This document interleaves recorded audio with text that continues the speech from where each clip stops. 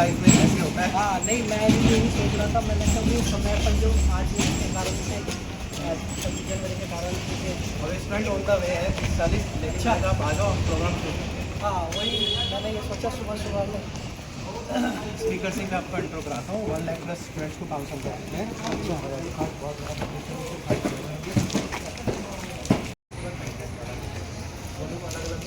अगर क्या रहेंगे सारे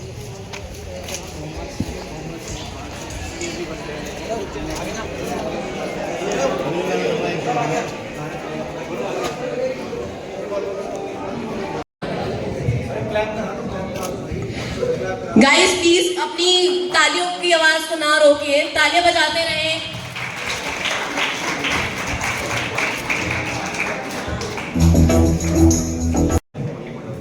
इस कैरियर काउंसिलिंग के अवसर पर आप सभी युवा साथियों का बहुत बहुत बधाई और बहुत शुभकामनाएं। जब शहरदीप का फोन आया कि भैया आपको हमारे इंस्टीट्यूट के कैरियर काउंसिल के लिए यूथ को मोटिवेट करने के लिए आना है, तो मैंने कहा मेरा थोड़ा कार्यक्रम आज दूसरा 26 जनवरी की वजह से लगा हुआ है, पर मैंने उस कार्यक्रम को छोड़कर आपके बीच आने का तय किया, क्योंकि आप हमारे भारत के आने वाले भविष्य हो और आपके कंधों पर इस भारत को चलाने की जिम्मेवारी है। सबसे पहले मैं बहुत बहुत बधाई दूंगा एजुकेशन हब के नाम से स्टूडेंट्स को भविष्य को संवारने का काम करने वाले मेरे छोटे भाई शहरदीप और उनकी पूरी टीम को, और मेरे युवा साथियों, आज अनुभव जी आपको बताएंगे कि एजुकेशन के माध्यम से हम अपने जीवन को किस प्रकार संवारें। परंतु मैं उस संगठन से आता हूं, मैं उस छात्र संगठन और उस संगठन जो भारत को भारत मां कहती है। हम युवाओं को कल का नहीं आज का नागरिक कहते हैं। आज अगर जो युवा हमारा तय कर लेता है, वो निश्चित रूप से उस संकल्प को, उस प्रण को पूरा करता है। स्वामी विवेकानंद जी एक साधु वेश में अकेले जब शिकागो जाते हैं और जब उनको संसद में बोलने का मौका दिया जाता है, तो पहले वो 2 मिनट मौन रहकर विचार करते हैं। मेरा संबोधन किस प्रकार शुरू हो, और जब उन्होंने कहा माय ब्रदर एंड सिस्टर्स, अर्थात वसुदेव कुटुंबकम की हम जो बात करते हैं, पूरी धरती हमारा परिवार है, तो मेरे भाइयों बहनों के संबोधन से जब उन्होंने अपनी बात प्रारंभ करी, 5 मिनट संसद में लगातार तालियां उनके संबोधन के लिए बजती रही मेरे साथ। अर्थात भारत संस्कृति भरा देश है।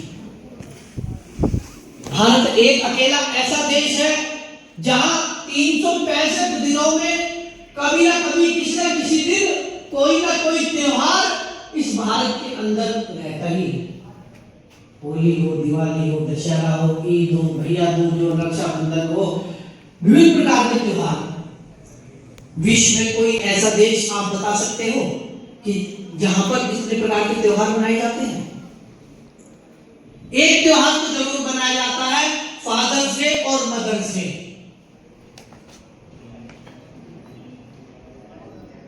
हम आगे आने वाली भविष्य की पीढ़ी के लिए संजो कर चलते हैं, और वेस्टर्न कल्चर वाले केवल अपने आप को सजोने की बात करते हैं। इस देश का युवा, इस देश का आने वाला भविष्य, और आज वर्तमान में भी भारत का युवा देश में ही नहीं विश्व के अन्य देशों में भी अपने काम का परचम लहरा रहा है, तो वो युवा हुआ है, अन्य किसी देश में नहीं हुआ है।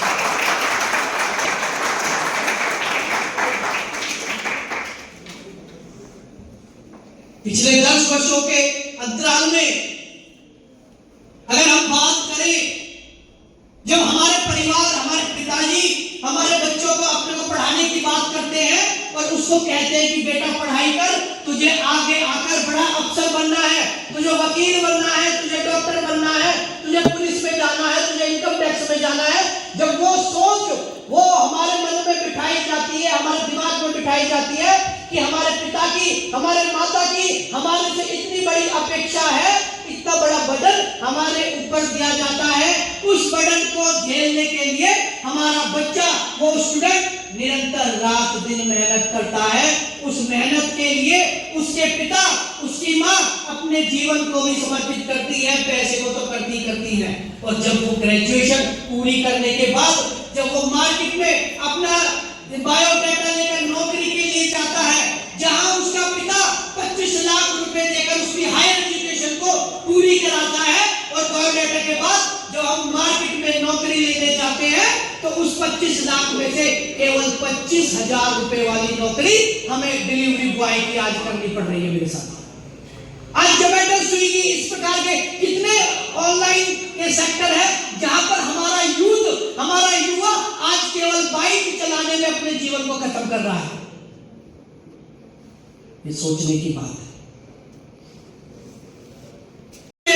इस देश के अंदर नौकरी नहीं है, किसी भी सेक्टर में चले जाए, चाहे वो प्राइवेट सेक्टर हो, चाहे वो गवर्नमेंट सेक्टर हो।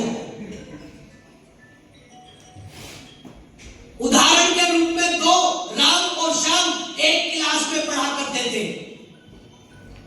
8वीं क्लास में श्याम किसी कारण से उसने अपने आप के उस पढ़ाई से छोड़ दिया और राम निरंतर उस पढ़ाई को करता चला गया।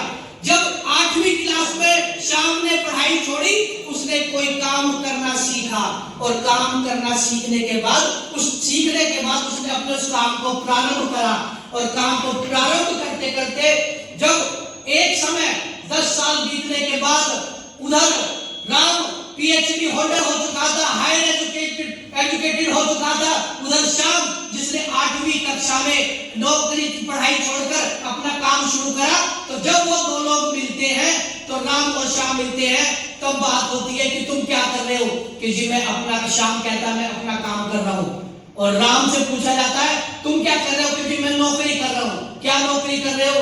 मेरी केवल 25,000 रुपए की नौकरी है। और श्याम कहता है मैं लाख रुपए महीने का कमाता हूं और 2 लोगों को रोजगार देता हूं। तो बढ़िया व्यक्ति, पढ़ाई तो जरूरी है ही है और आत्मनिर्भर भी बनना जरूरी है। आज स्वावलंबी स्टार्टअप जो देश की सरकार, प्रधानमंत्री नरेंद्र मोदी जी समय समय पर युवाओं को मोटिवेट करते हैं, स्टार्टअप के माध्यम से कुछ न कुछ इनोवेशन हमें अपने बीच में लाकर सरकार के सामने प्रस्तुत करेंगे, तो सरकार बिना गारंटी से 50,000 रुपए से लेकर 50 लाख रुपए तक आपके इस स्टार्टअप में पैसे देने के लिए तैयार है। आज वर्तमान में इस देश के अंदर 2 लाख से ज्यादा स्टार्टअप काम कर रही हैं और उसका हब बेंगलोर बना हुआ है। ऑनलाइन एक मेरा बेटा अपना काम करता है और साथ में 5 लोगों को रोजगार देता है। हमारे पूर्वी दिल्ली की बात है, आप ही के पास में अगर हम बात करें बॉबी टिक्की वाले की, लक्ष्मीनगर मेट्रो स्टेशन के पीछे आज भी केवल 10x15 का एक दुकान, जहां पर उस बॉबी टिक्की वाले के पिता वहां पर ठेली लगाया करते थे। उन्होंने मेहनत करी, उनके बच्चों ने मेहनत करी। आज कड़कड़डुमा मेट्रो स्टेशन के नीचे जितने भी बैंकेट हैं उनके हैं।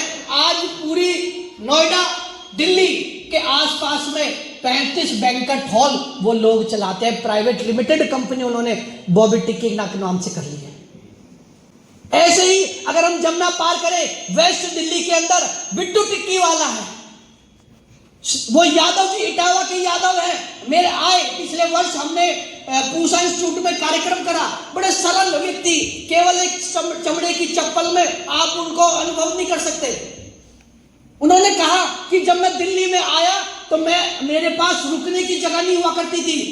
पहाड़गंज पर जो पुल कहा जाता है, वहां रात को मैं दिन भर का काम करके रात को मैं उस पुल पर सोया करता था।